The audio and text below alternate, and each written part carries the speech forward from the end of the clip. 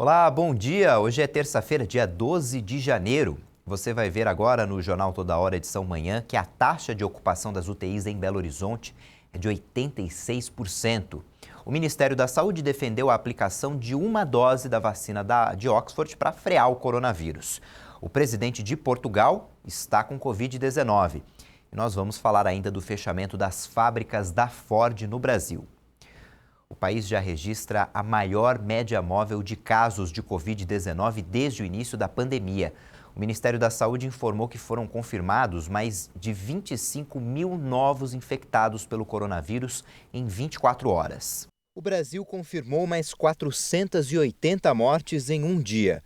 Com isso, o total foi a 203.580 vítimas. Também foram somados mais 25.822 casos em 24 horas.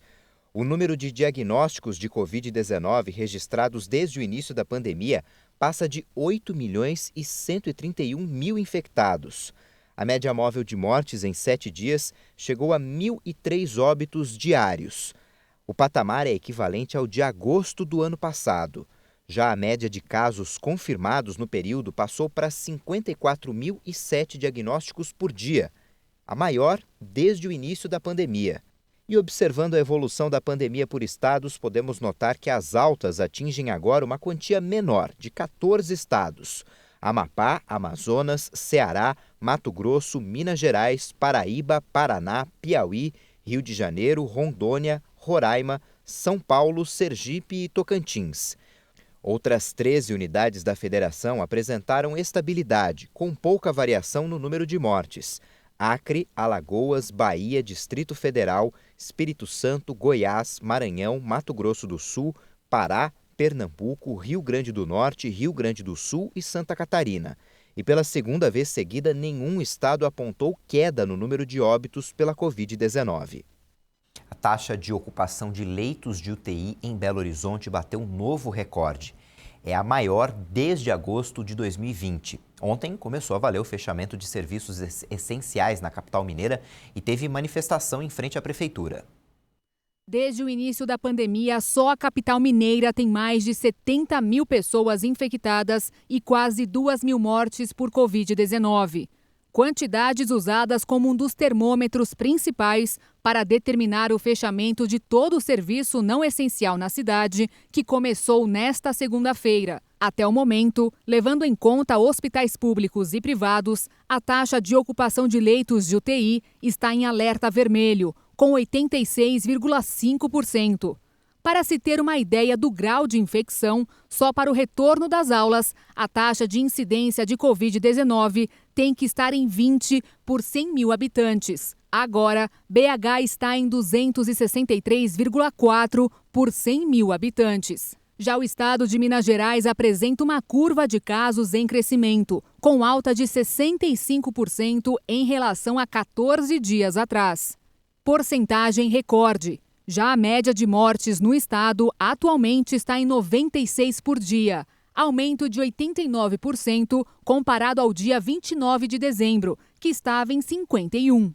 Por causa do decreto de lockdown, comerciantes e donos de academias protestaram entre 10 horas e meio-dia e meia desta segunda-feira, em frente à Prefeitura de Belo Horizonte, contra a decisão do prefeito Alexandre Calil.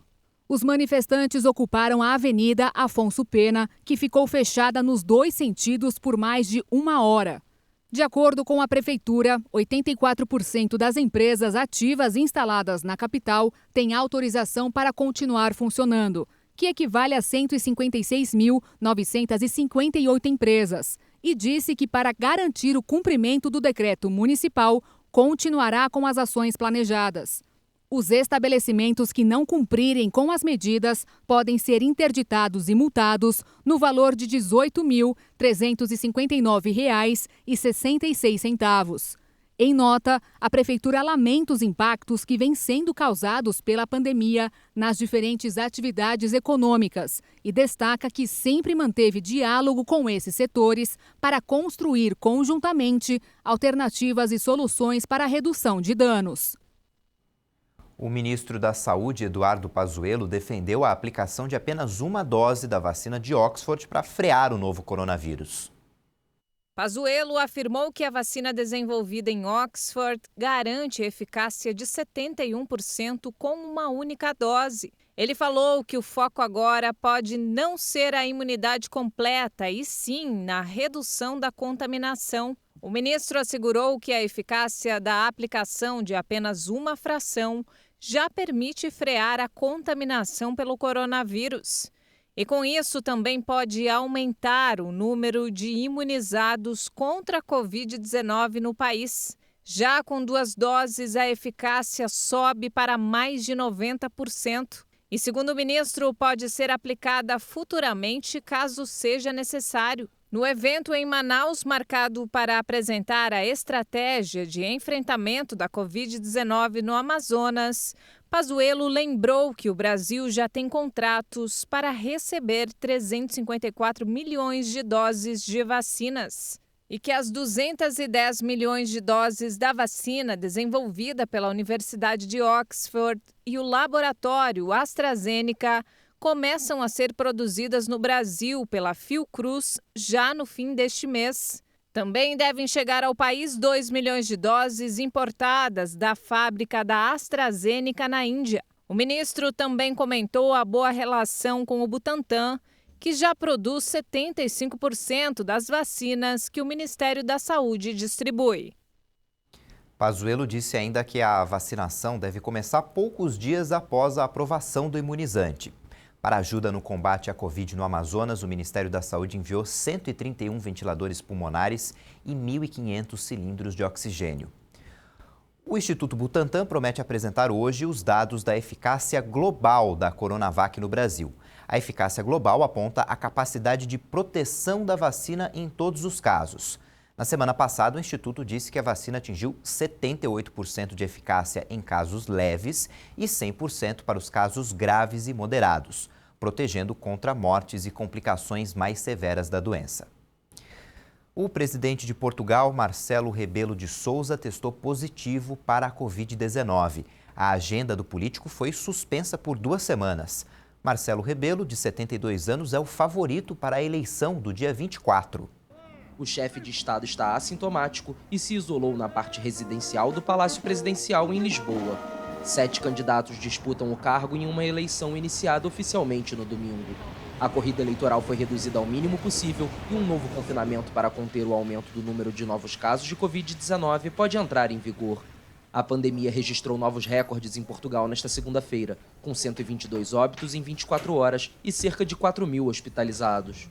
O primeiro-ministro Antônio Costa informou que o governo socialista se prepara para anunciar na quarta-feira algo muito parecido ao primeiro confinamento de março.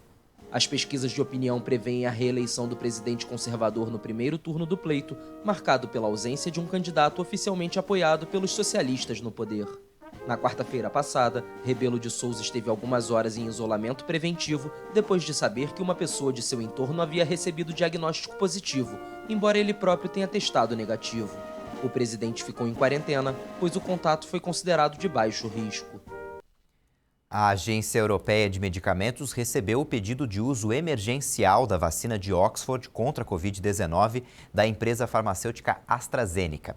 Essa pode ser a 3ª vacina aprovada pelo órgão, que equivale à Anvisa aqui no Brasil. O bloco já está vacinando a população com imunizantes da Pfizer-BioNTech e da Moderna. Um parecer sobre a autorização pode ser emitido até o dia 29 de janeiro, durante a reunião do Comitê de Medicamentos. 3 países já têm mais pessoas vacinadas do que casos confirmados da Covid-19. Na China, 93 pessoas foram vacinadas para cada uma pessoa infectada. Na Islândia, a proporção é de 12 vacinados para 1 infectado. E no Bahrein, 1 vacinado por 1 infectado. Atualizando agora os dados do coronavírus, em todo o mundo, 90.958.000 pessoas já foram contaminadas. Segundo o levantamento da Universidade Johns Hopkins, 1.946.000 pessoas morreram. Depois do intervalo tem a previsão do tempo e a gente vai falar também do fechamento das fábricas da Ford no Brasil. A gente volta já.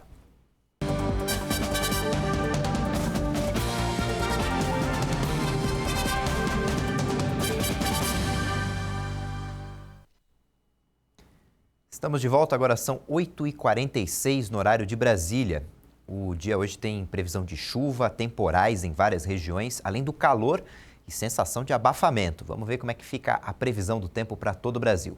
Nesta terça-feira, uma frente fria avança pela costa da região sul do país e chega até o litoral de Santa Catarina. Com o avanço do sistema, a chuva acontece a qualquer hora e há risco para temporais em todo o centro-sul gaúcho, inclusive na capital Porto Alegre. Nas demais áreas do Rio Grande do Sul, em Santa Catarina, no Paraná, no estado de São Paulo e em grande parte do centro-oeste, o dia promete ser típico de verão, com sol, calor e chuva isolada no fim do dia. O tempo permanece muito instável, com risco de chuva forte e frequente no centro-sul de Goiás, inclusive em Goiânia, e também sobre o Triângulo Mineiro. O tempo fica firme e sem chuva, desde o norte fluminense, passando pela região de Vitória, até áreas do interior da região nordeste.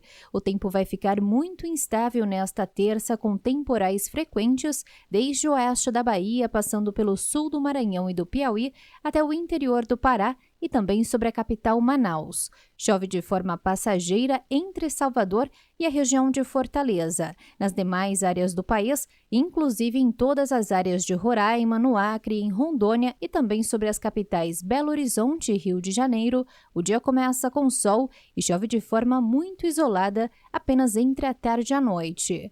A mínima prevista em Curitiba é de 18 graus e faz 19 graus pela manhã na região de Belo Horizonte. A máxima chega a 28 graus em Brasília, faz 31 graus em Palmas e em São Luís, e em Salvador a máxima é de 29 graus. Os funcionários da Ford em Camaçari, na Bahia, e em Taubaté, em São Paulo, marcaram manifestações contra o fechamento das fábricas da Ford no Brasil e a demissão de cerca de 5.000 funcionários. Eles querem mobilizar prefeituras, governos estaduais e o governo federal para evitar os cortes da montadora. A fabricante automotiva Ford anunciou que vai encerrar a produção de veículos nas suas fábricas no Brasil em razão da crise gerada pela pandemia.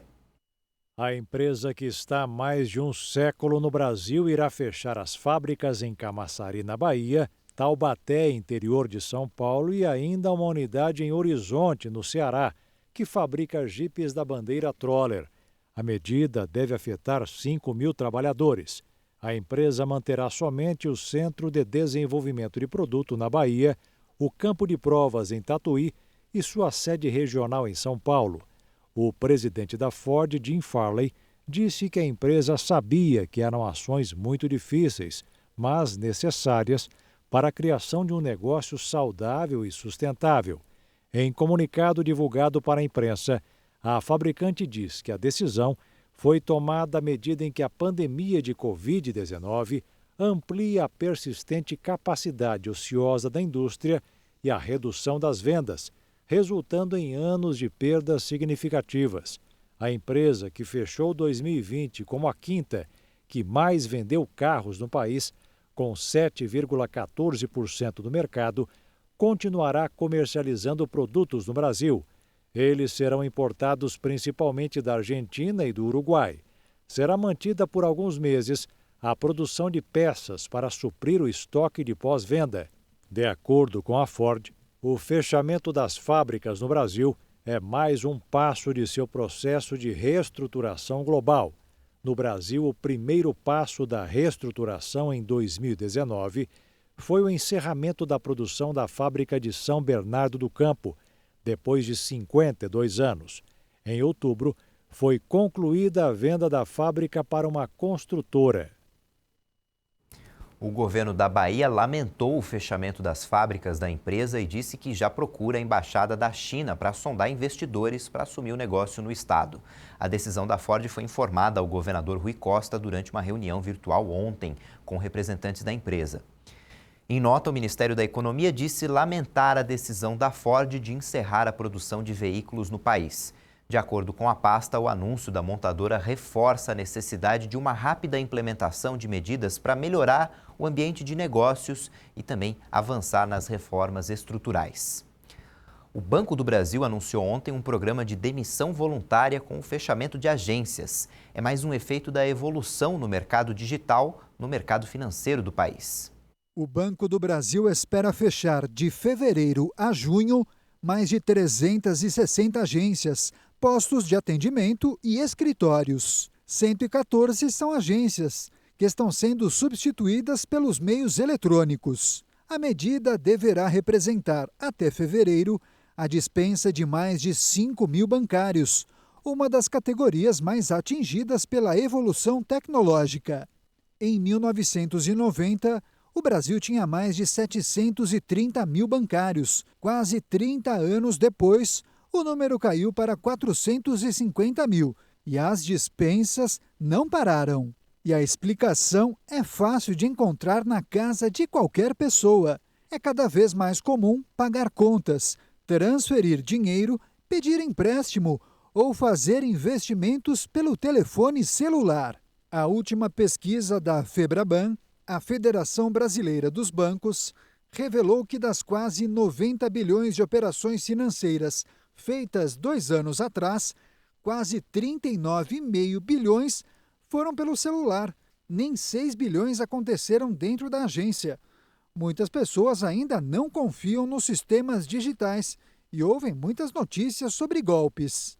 É por isso que os investimentos em segurança são cada vez maiores. Hoje, no Brasil e no mundo, os governos são os que mais gastam para aprimorar mecanismos que permitam a qualquer pessoa resolver problemas de modo virtual. No segundo lugar são os bancos. No caso do Banco do Brasil, o programa para demitir funcionários deverá representar uma economia anual de 350 milhões de reais. O presidente eleito dos Estados Unidos, Joe Biden, recebeu ontem a segunda dose da vacina dos laboratórios Pfizer e BioNTech contra a Covid-19. Ele disse que vacinar a população é a prioridade número 1 do seu governo. Biden tem 78 anos. A vacinação contra o novo coronavírus tem avançado de forma mais lenta do que o previsto nos Estados Unidos. O país tem uma média de 3.000 mortes por dia por causa da Covid. Cerca de 25 milhões das primeiras doses foram enviadas para hospitais, clínicas e lares de idosos, mas apenas cerca de 9 milhões foram aplicadas até agora. Os democratas deram ontem o primeiro passo para a abertura formal de um segundo processo de impeachment contra o presidente dos Estados Unidos, Donald Trump. Ele é acusado de ter incitado a violência no Capitólio semana passada. Ao mesmo tempo, os democratas que controlam a maioria na Câmara introduziram outra resolução pedindo ao vice-presidente Mike Pence que destituísse Donald Trump do cargo, invocando a 25ª emenda à Constituição dos Estados Unidos. Os republicanos bloquearam a resolução e foram criticados por Nancy Pelosi. A líder democrata na Câmara dos Representantes acusou os membros do partido rival de colocarem os Estados Unidos em perigo ao bloquear ações para destituir Donald Trump da presidência imediatamente. A movimentação pela destituição ocorre a poucos dias de Trump deixar a Casa Branca e o presidente eleito Joe Biden tomar posse no dia 20 de janeiro. Trump sofreu um primeiro processo de impeachment pela Câmara em dezembro de 2019 e agora corre o risco de ser o primeiro presidente a sofrer 2 acusações. Um ano após a primeira morte confirmada causada pelo coronavírus, a pandemia se acelera em todo o mundo. Nessa semana, uma equipe da OMS chega à China para tentar desvendar o surgimento do vírus. O mercado de Wuhan, apontado como o primeiro grande foco do novo coronavírus, segue fechado um ano após a primeira morte confirmada pela doença. Quando o governo relatou a epidemia naquela época, o povo de Wuhan não prestou muita atenção, porque era o começo. É importante falar do aniversário, porque isso pode lembrar o povo de Wuhan e todos os chineses de aumentar a conscientização sobre a epidemia. Uma equipe de especialistas da Organização Mundial da Saúde finalmente chegará à China nesta semana para iniciar a investigação sobre a origem do vírus. Acusado de tentar bloquear a investigação, o governo chinês confirmou que os 10 especialistas da OMS chegarão na quinta-feira para realizar investigações conjuntas com cientistas chineses. A missão de investigação na China é altamente esperada no nível político, já que o custo humano e econômico da pandemia gerou raiva e frustração em todo o mundo. No total, quase 2 milhões de pessoas morreram e mais de 90 milhões já foram infectadas. Na Europa, o número de infecções continua aumentando. A chanceler alemã Angela Merkel alertou que a fase mais difícil da pandemia ocorrerá nas próximas semanas. E o Reino Unido acelerou o combate ao vírus, abrindo novos centros de vacinação. A Índia, o segundo país mais populoso do mundo, se prepara para começar a vacinar a população contra a Covid-19. A meta é imunizar até julho cerca de 300 milhões de pessoas. A Índia é o segundo país com mais casos confirmados da doença, com mais de 10 milhões, ainda que a taxa de mortalidade seja uma das mais baixas do mundo. Made in India vaccine. Discutimos extensivamente a maior campanha de vacinação do mundo e a nossa vacina contra o coronavírus feita na Índia com todos os funcionários. Nossa prioridade é vacinar todos os trabalhadores da saúde do nosso país. O governo autorizou o uso de 2 vacinas que requerem armazenamento refrigerado ininterrupto: Covishield da AstraZeneca e da Universidade de Oxford e Covaxin do laboratório indiano Bharat Biotech. A baixa qualidade da rede rodoviária, o sucateamento do sistema de saúde, a instabilidade das redes de comunicação e o ceticismo alimentado por notícias falsas nas redes sociais se colocam como os principais desafios. Agora vamos falar de futebol. Ontem uma partida encerrou a 29ª rodada do Campeonato Brasileiro. O Atlético Mineiro foi até Bragança Paulista e empatou com o Red Bull Bragantino por 2-2. Com esse resultado, o Galo é o terceiro colocado com 50 pontos e o Red Bull Bragantino é o 13º com 35 pontos. Agora falando da reta final da Série C, o Brusque de Santa Catarina está de volta à Série B. Ontem à noite, o clube conquistou o acesso ao vencer o Ituano por 4-2. Já são 32 anos desde a última participação do Brusque na Série B. Essa edição fica por aqui. Você confere outras informações às 10 da manhã no horário de Brasília com a Patrícia Velenic. Eu lembro que você pode rever nossas reportagens no YouTube. Tchau, bom dia.